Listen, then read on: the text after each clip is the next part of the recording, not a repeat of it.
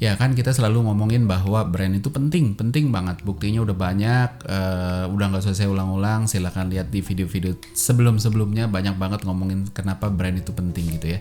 Nah, karena ini sebegitu pentingnya, sehingga brand itu baiknya diatur, kekuatan brand kita, kesehatan brand kita gimana. Sama kayak badan kita kan kita selalu ngukur nih sehat apa enggak, kolesterolnya, kadar gulanya, proteinnya, komponen-komponen di darah dan lain sebagainya. Itu kan kita monitor supaya kita tahu ini sehat apa enggak. Nah, brand juga sebenarnya dimonitor terus untuk kita bisa tahu bahwa kapan brandnya sehat, kapan enggak gitu. Nah, terminologi yang paling umum untuk mengukur ini adalah BHT gitu, sering disebut BHT, Brand Health Track gitu ya. Versinya macam-macam gitu ya. Tiap research agency itu punya parameternya sendiri-sendiri gitu ya. Tapi ada beberapa hal yang saya coba bahas semuanya, nggak terlalu spesifik, normatif, tapi cukup bisa kasih kita gambaran tentang apa yang harus dijagain. Pertama, kalau kita ngomongin soal metodologi gitu, metodologi BHT itu biasanya kuantitatif gitu ya.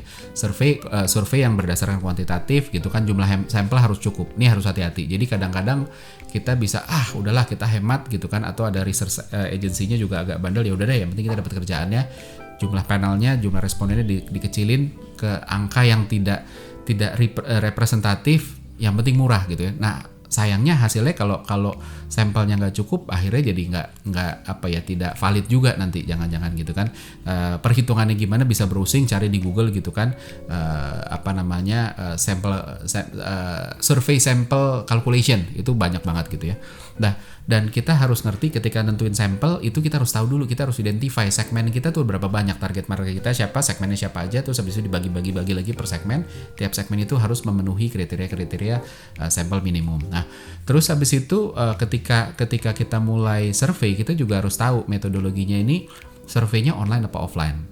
Ini penting banget untuk melihat karakter produk kita heavy-nya di mana gitu. Contoh produk digital. Kalau misalnya produk digital misalnya aplikasi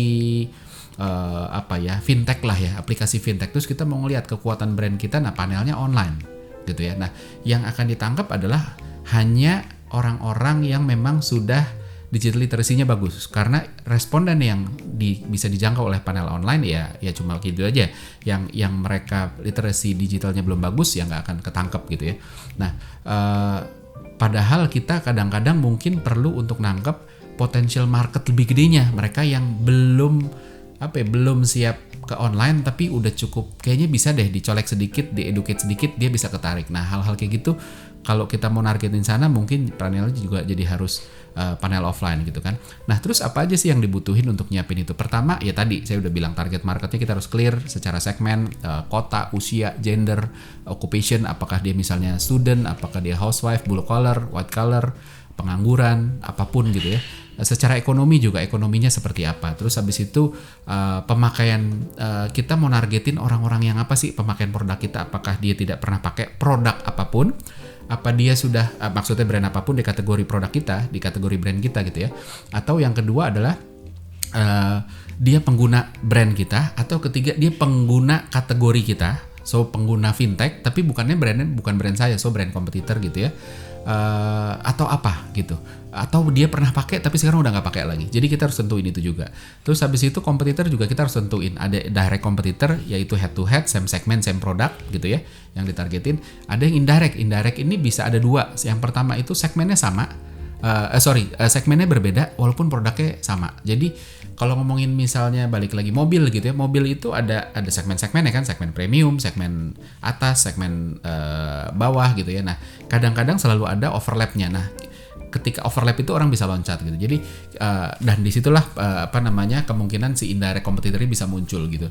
Nah, terus habis itu ada indirect competitor yang kedua adalah produk-produk yang bisa mensubstitut produk kita gitu. Nah, ini juga kita harus hati-hati. Nah, sebagai landasan saya biasanya selalu pakai metodologinya Michael E. Porter. Jadi dia punya Porter 5 Forces gitu ya. Saya pakai itu sebagai landasan sebelum kita ngedefine. Jadi dia punya 5 forces, 5 hal lah yang penting terhadap competitiveness gitu. Yang pertama itu ya ini bukan urutannya. Urutannya biasanya pertama adalah bargaining power to supplier. Jadi seberapa kita punya bargaining power terhadap supplier kita.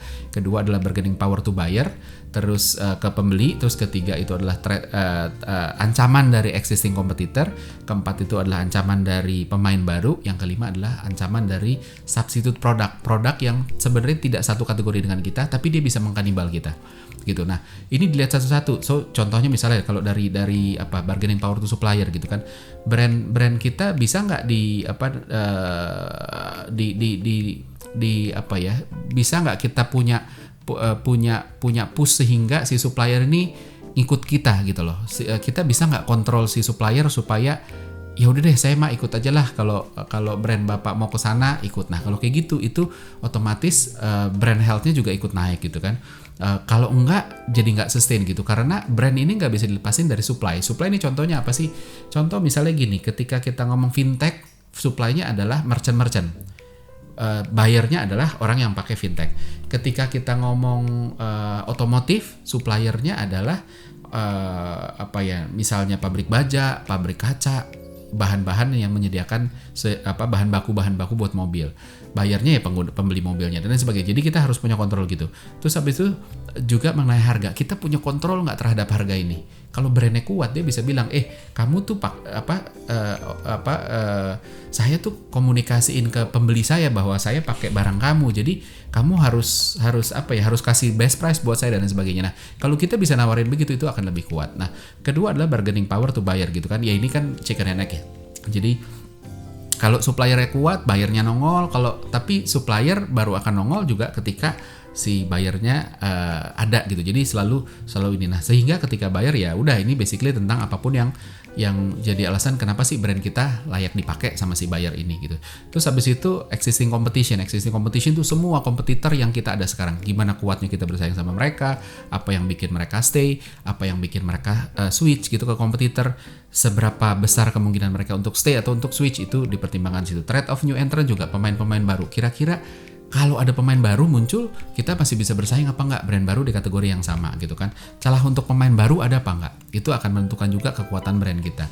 Terus habis itu trade off substitute product gitu kan. Ini paling susah karena kita nggak tahu apa yang kita nggak tahu, dan substitute itu kan kadang-kadang gue nggak tahu produk itu bisa ngegantiin ini gitu. Tapi ini juga harus kita ukur gitu ya. Nah, kalau saya pakai terminologinya si brand hierarchy, yang belum tahu brand hierarchy saya bisa lihat di video-video sebelumnya. Saya waktu itu bikin 6 video ya. Yang pertama kita juga ngelihat gitu, brand itu kan macam-macam, ada brand laggard, ada branded commodity, familiar, resonate dan lain sebagainya.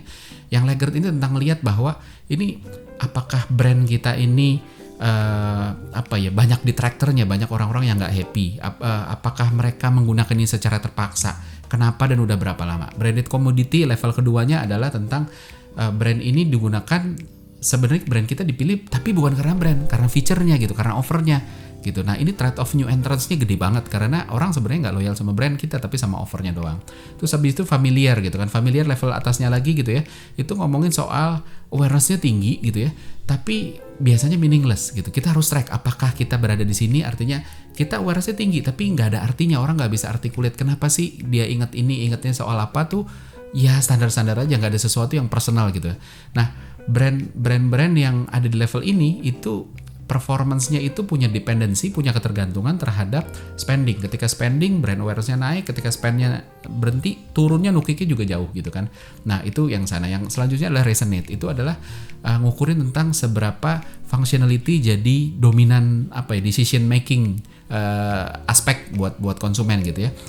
Apakah mereka ngeliat ini value for money, rasional, loyalty-nya tuh di drive sama rasional gitu kan, dan ketika mereka switch juga karena alasan-alasan rasional gitu. Nah, kita juga harus lihat itu. Nah, level selanjutnya lagi ada inspire itu ngomongin love beyond logic gitu kan, gimana caranya functional ini bisa kalah tapi emosionalnya brand-brand ini ya secara fungsional itu kalah ya, tapi emosionalnya bagus gitu. Jadi mereka bisa loyal sama brand kita. Dan dia merekomendasikan bahkan ketika kalau ditanya kenapa sih mereka nggak bisa articulate gitu, mereka bilangnya ya nggak tahu ya, saya udah happy aja, saya udah bangga banget, ini brand yang keren banget ini dan lain sebagainya, yang kayak gitu ya. Terus habis itu level di atasnya lagi ada cult gitu. Cult ini adalah indikator-indikatornya adalah semua yang baik-baik dia punyain, plus dia punya strong recommendation, dia punya fanatisme, levelnya udah love is blind gitu kan, apa aja dibeli, bikin apa aja dibeli. Jadi pertanyaannya mungkin adalah kalau brand ini mengeluarkan produk X yang tidak ada hubungan sama ini, apakah kamu akan tetap beli? Contoh misalnya brand yang di sini kan Supreme ya. Supreme waktu itu keluarin batu bata. Nah, ketika batu bata nggak ada hubungannya sama fashion gitu, tapi orang masih beli gitu. Nah, secara umum metrik-metrik apa aja yang diukur? Kita bahas satu-satu ya. Pertama awareness. Awareness ini udah paling dasar lah ya. Aided artinya memang didorong. Anda ingat gak brand ini gitu ya? Ada yang unaided, ada yang top of mind gitu, yang ingat pertama gitu kan. Terus habis itu kita bisa cari tahu juga source of awareness-nya.